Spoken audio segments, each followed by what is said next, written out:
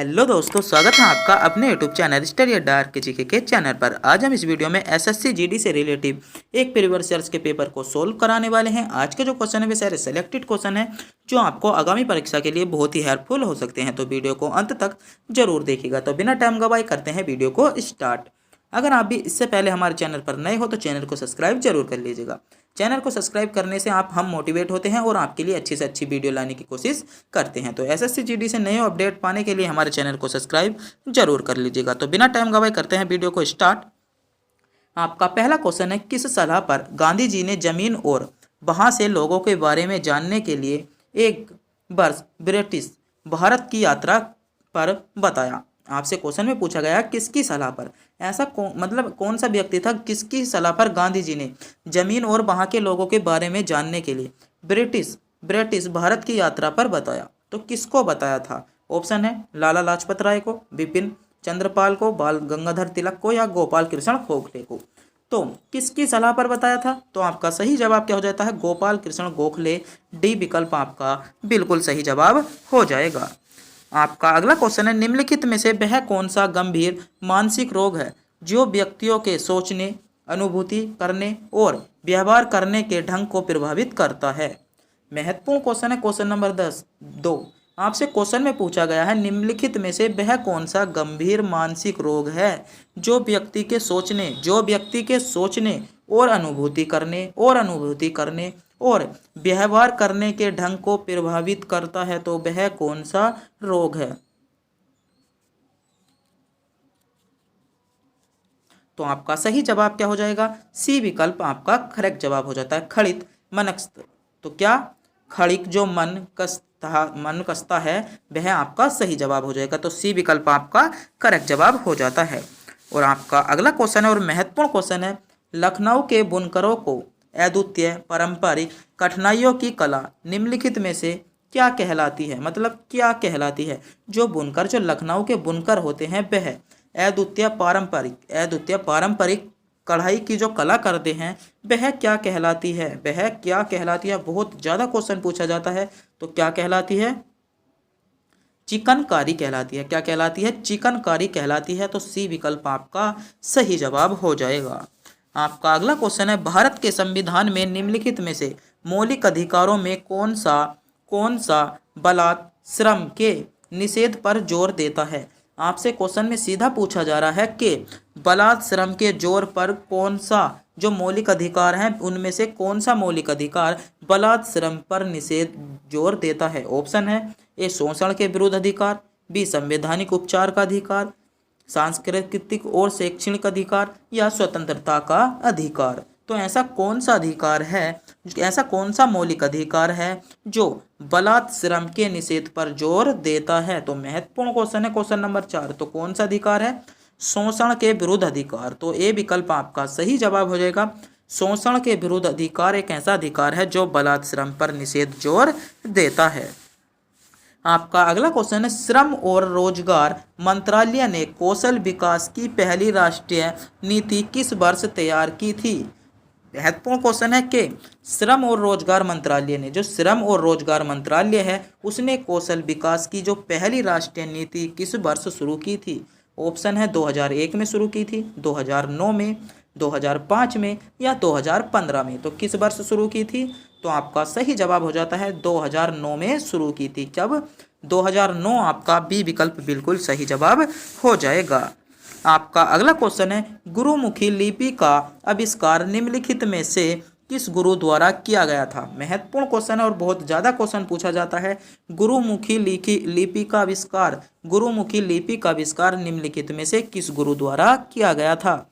Option है गुरु अर्जुन देव द्वारा, गुरु तेग बहादुर द्वारा, गुरु नानक द्वारा या गुरु अंगद द्वारा। तो गुरुमुखी लिपि का आविष्कार किस गुरु द्वारा किया गया था? तो गुरु अंगद द्वारा गुरुमुखी लिपि का क्या किया गया था? आविष्कार किया गया था। आपका अगला क्वेश्चन है, निम्नलिखित में से कौन सा देश संघीय सहयोग संगठन की 19वीं शासन अध्यक्ष परिषद की बैठक की मेजबानी करेगा? जो 19वीं शासन अध्यक्ष की मेजबानी है संघीय संगठन की वह कौन सा देश करेगा? ऑप्शन है चीन, बी उज्बेकिस्तान, सी रूस या भारत। तो कौन करेगा? तो आपका सही जवाब हो जाएगा कौन करेगा? भारत करेगा। तो डी विकल्प आपका बिल्कुल करेक्ट जवाब हो जाता है। तो अगर आपने भी अभी तक हमारे चैनल को सब्सक्राइब नहीं किया है तो चैनल को सब्सक्राइब जरूर कर लीजिएगा, जिससे के लिए हम आपको अच्छी से अच्छी वीडियो प्रोवाइड करने के बारे में सोचते हैं। आपका अगला क्वेश्चन है, केंद्रीय बजट 2020 में भारत सरकार ने बैंक समाधि जमा और बचत पर कितना बीमा देने का प्रस्ताव किया था, जो पहले केवल 1 लाख रुपए था? ऑप्शन है ए 4 लाख रुपए का, बी 3 लाख रुपए का, सी 2 लाख रुपए का या 5 लाख रुपए का। तो कितने लाख रुपए का क्या था? तो 5 लाख रुपए का आपका बीमा देने का क्या गया था? निर्णय दिया था। तो डी विकल्प आपका बिल्कुल सही जवाब हो जाएगा। आपका अगला क्वेश्चन है, निम्नलिखित में से कौन 12,000 ओडीआई रन बनाने वाला सबसे तेज क्रिकेट खिलाड़ी है? आपसे क्वेश्चन में पूछा गया है 12,000 ओडीआई रन बनाने वाला सबसे तेज खिलाड़ी कौन सा है?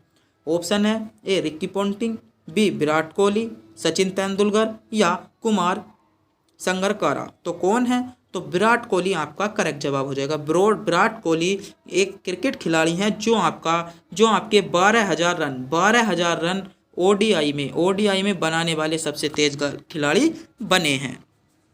आपका अगला क्वेश्चन है, निम्नलिखित में से किसे पश्चिम भारत के एक ग्रामीण स्कूल के अधिकार निर्धारण जनजातियों की लड़ाइयों की सहायता करने के लिए ग्लोबल टीचर अवार्ड जो विश्व शिक्षक पुरस्कार 2020 से सम्मानित किया गया था? तो किसे किया गया था? ऑप्शन है ए आदित्य कुमार को, बी अरविंद गुप्ता को, क्या रणजीत सिंह दिलेसले को या जपड़िया को। तो किसे किया गया था? तो रणजीत सिंह दिलेसले आपका सही जवाब हो जाएगा। क्या सी विकल्प आपका विकल्प सी आपका सही जवाब हो जाएगा। जो जनजाति की लड़कियों को जो जनजातियों की लड़कियों को सहयोग किया था उसके लिए विश्व शिक्षक पुरस्कार जो ग्लोबल टीचर अवार्ड है वह 2020 में किसे मिला था? तो रणजीत सिंह को मिला था। आपका अगला क्वेश्चन है, उपभोक्ता संरक्षण अधिनियम 2019 के तहत निम्नलिखित में से कौन सा उपभोक्ता का अधिकार नहीं है? महत्वपूर्ण क्वेश्चन है कि उपभोक्ता संरक्षण अधिनियम 2019 के तहत निम्नलिखित में से कौन सा उपभोक्ता का अधिकार नहीं है? ऑप्शन है ए चुनने का अधिकार, बी सूचित करने का अधिकार, सी निवारण मांगने का अधिकार या काम करने का अधिकार। तो कौन सा अधिकार नहीं है? काम करने का अधिकार आपका सही जवाब हो जाता है। उपभोक्ता संरक्षण अधिनियम 2019 के तहत काम करने का अधिकार एक क्या है? उपभोक्ता अधिकार नहीं है। आपका अगला क्वेश्चन है, भारतीय जनता पार्टी की स्थापना निम्नलिखित में से किस वर्ष हुई? भारतीय जनता पार्टी की स्थापना किस वर्ष हुई? इसका जवाब आपको कमेंट बॉक्स में बताना होगा, क्योंकि अधिकतर बच्चे को इसका जवाब पता होता है। तो यह क्वेश्चन हमने आपको टेस्ट के रूप में दिया है। अगर आपको इस क्वेश्चन का जवाब का नहीं पता है तो कमेंट बॉक्स में इस क्वेश्चन का जवाब मिल जाएगा। ऑप्शन है 1957 में, 1934 में, 1980 में या 1976 में। तो कब भारतीय जनता पार्टी की स्थापना कब हुई थी? जल्दी से जल्दी कमेंट बॉक्स में बताइएगा, जल्दी से जल्दी बताइएगा भारतीय जनता पार्टी की स्थापना कब हुई थी। आपका अगला क्वेश्चन है, विश्व स्वास्थ्य संगठन द्वारा जारी रिपोर्ट विश्व मलेरिया रिपोर्ट 2020 के अनुसार निम्नलिखित में से किस देश ने दक्षिण पूर्व एशिया में मलेरिया के मामले में सबसे बड़ी कामयाबी दर्ज की है? ऑप्शन है ए चीन ने, बी बांग्लादेश ने, पाकिस्तान ने या भारत ने। तो एक बार क्वेश्चन को फिर से सुनिएगा कि विश्व स्वास्थ्य संगठन जारी रिपोर्ट विश्व मलेरिया रिपोर्ट जो 2020 में आपकी पेश की गई थी, उसके अनुसार ऐसा कौन सा देश बना है जिसने दक्षिण पूर्व एशिया में मलेरिया मामले में सबसे बड़ी कामयाबी प्राप्त की है? तो कौन से देश ने प्राप्त की है? अपना ही देश, भारत देश। डी विकल्प आपका बिल्कुल सही जवाब हो जाएगा। आपका अगला क्वेश्चन है, निम्नलिखित में से किसे नैनो विज्ञान और प्रौद्योगिकी 2020 में युवा कैरियर पुरस्कार प्राप्त किया? तो किसने किया? ऑप्शन है ए सुधा शर्मा ने, बी ललित जैन ने, सौरभ लोढ़ा ने या उमाकांता जोशी ने। तो किसे मिला था? तो सुमा लोढ़ा आपका करेक्ट जवाब हो जाएगा। क्या सुमा लोढ़ा आपका सी विकल्प बिल्कुल सही जवाब हो जाएगा, जिसे विज्ञान जो नैनो विज्ञान और प्रौद्योगिकी 2020 में युवा कैरियर पुरस्कार आपसे पूछा जा सकता है, युवा कैरियर पुरस्कार किसके लिए दिया जाता है? तो जो युवा कैरियर पुरस्कार है वह किसके लिए दिया जाता है? नैनो विज्ञान और प्रौद्योगिकी के लिए आपका युवा कैरियर पुरस्कार दिया जाता है। आपका अगला क्वेश्चन है, निम्नलिखित में से देश में कौन से देश 1.8 किलोमीटर लंबे फेनी पुल से जुड़ा है? आपको बताना होगा भारत देश से निम्नलिखित में से कौन सा देश 1.8 किलोमीटर लंबे फेनी पुल से जुड़ा है? ऑप्शन है ए भारत और भूटान, बी भारत और श्रीलंका, सी भारत और बांग्लादेश या भारत और नेपाल। तो कौन सा देश जुड़ा है? भारत और बांग्लादेश आपका सही जवाब हो जाएगा। आपका अगला क्वेश्चन है, डैश डैश आपको यहाँ पर बताना होगा क्या आया है के बाद विराट कोहली इंग्लैंड के आयोजित एक श्रृंखला में 2 टेस्ट मैच जीतने वाले दूसरे भारतीय क्रिकेट कप्तान बने हैं। तो कौन से कप्तान के बाद बने हैं? तो कौन से कप्तान के बाद बने हैं? तो कपिल देव के बाद। कपिल देव के बाद क्या है? विराट कोहली इंग्लैंड में आयोजित एक श्रृंखला में 2 टेस्ट मैच जीतने के बाद भारतीय क्रिकेट के दूसरे कप्तान मिले हैं। तो किसके बाद बने हैं? कपिल देव आपका सही जवाब हो जाएगा। आपका अगला क्वेश्चन है, हिंद महासागर विश्व का सागर है, मतलब हिंद महासागर विश्व का सबसे बड़ा सागर है, हिंद महासागर विश्व का सबसे छोटा सागर है, हिंद महासागर तीसरा सबसे बड़ा सागर है या दूसरा सबसे बड़ा? तो आपसे क्वेश्चन में पूछा गया हिंद महासागर विश्व का कौन सा सागर है? तो हिंद महासागर आपका विश्व का तीसरा सबसे बड़ा महासागर, सी विकल्प सही जवाब हो जाएगा।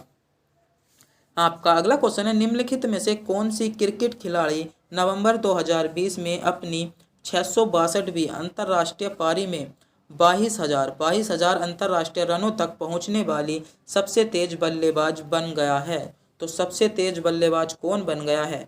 ऑप्शन है ईशांत शर्मा, बी हार्दिक पांड्या, रोहित शर्मा या विराट कोहली। तो कौन बना है? तो विराट कोहली आपका करेक्ट जवाब हो जाएगा। क्या विराट कोहली आपका सही जवाब हो जाता है। आपका अगला क्वेश्चन है, 6ठी शताब्दी ईसा पूर्व के बाद तक पंच चिन्ह सिक्के चांदी और निम्नलिखित में से किस धातु से बने थे? जो पंच चिन्हित सिक्के थे वह चांदी और किस धातु से बने थे? ऑप्शन है एल्यूमिनियम, स्वर्ण, ताम्र या जस्ता। तो किसके चांदी और किसके बने थे? चांदी और जस्ते के आपके वो चांदी और ताम्र के क्या बने थे? ताम्र के बने थे। तो सी विकल्प आपका सही जवाब हो जाएगा। आपका अगला क्वेश्चन है, माही और सोम नदी के संगम पर निम्नलिखित में से कौन सा उत्सव मनाया जाता है? आपसे क्वेश्चन में पूछा जा रहा है, बहुत डिटेल से क्वेश्चन पूछे गए थे कि माही और सोन नदी के संगम पर, माही और सोन नदी के संगम पर निम्नलिखित में से कौन सा उत्सव बनाया जाता है? तो कौन सा उत्सव बनाया जाता है? बनेश्वर उत्सव। बनेश्वर उत्सव आपका सही जवाब हो जाएगा। माही और सोम नदी के संगम पर कौन सा बनेश्वर उत्सव बनाया जाता है? तो डी विकल्प आपका बिल्कुल करेक्ट जवाब हो जाएगा। आपका अगला क्वेश्चन है, ओमान की खाड़ी और लाल सागर निम्न में से किस महासागर का हिस्सा है? ऑप्शन है हिंद महासागर का, बी आर्कटिक महासागर का, फिर शांत महासागर का या अटलांटिक महासागर का। तो ओमान की खाड़ी और लाल सागर किस महासागर का हिस्सा है? तो किस महासागर का हिस्सा है? हिंद महासागर आपका सही जवाब हो जाएगा। आपका अगला क्वेश्चन है, जनगणना 2011 के अनुसार निम्नलिखित में से किस राज्य में जनगणना घनत्व सबसे कम है? मतलब भारत का सबसे जो कम जनसंख्या घनत्व है वह किस राज्य में है? ऑप्शन है सिक्किम में, नागालैंड में, मिजोरम में या अरुणाचल प्रदेश में। तो किस में है? अरुणाचल प्रदेश। डी विकल्प आपका बिल्कुल सही जवाब हो जाता है। आपका अगला क्वेश्चन है, निम्नलिखित में से कौन सा एक निष्क्रिय विटामिन डी है? तो जल्दी से जल्दी बताइएगा। ऑप्शन आपकी स्क्रीन पर दिए गए हैं। तो आपका सही जवाब क्या हो जाएगा? एग्रोकैल्सीफेरोल। ए विकल्प आपका बिल्कुल सही जवाब हो जाता है। आपका अगला क्वेश्चन है और महत्वपूर्ण क्वेश्चन है आज की वीडियो का, आपका अंतिम क्वेश्चन है, निम्नलिखित में से किस वर्ष में पुर्तगालियों ने गोवा पर विजय प्राप्त की थी? आपको क्वेश्चन में बताना होगा पुर्तगालियों ने गोवा पर कब विजय प्राप्त की थी। ऑप्शन है 1579 में, 1526 में, 1510 में या 1590 में। तो आपको एक क्वेश्चन टेस्ट के रूप में दिया गया था जिसका जवाब आपको बताना होगा कि भारतीय जनता पार्टी का गठन कब हुआ था। और आपसे अगला क्वेश्चन पूछा गया है कि पुर्तगालियों ने गोवा पर विजय कब प्राप्त की थी। तो जो पुर्तगालियों ने गोवा पर विजय प्राप्त की थी 1510 में आपकी विजय प्राप्त की थी, तो सी विकल्प आपका सही जवाब हो जाएगा। तो आज के जो क्वेश्चन थे वे सारे सेलेक्टेड क्वेश्चन थे। ऐसी ही वीडियो पाने के लिए हमारे चैनल को सब्सक्राइब और हमारे टेलीग्राम चैनल को ज्वाइन जरूर कर लीजिएगा, जिसका लिंक आपको वीडियो के डिस्क्रिप्शन में मिल जाएगा। एसएससी अपडेट्स, एसएससी जीडी से अपडेट पाने के लिए हमारे चैनल को सब्सक्राइब जरूर कर लीजिएगा। तो तब तक के लिए मिलते हैं अगली वीडियो में।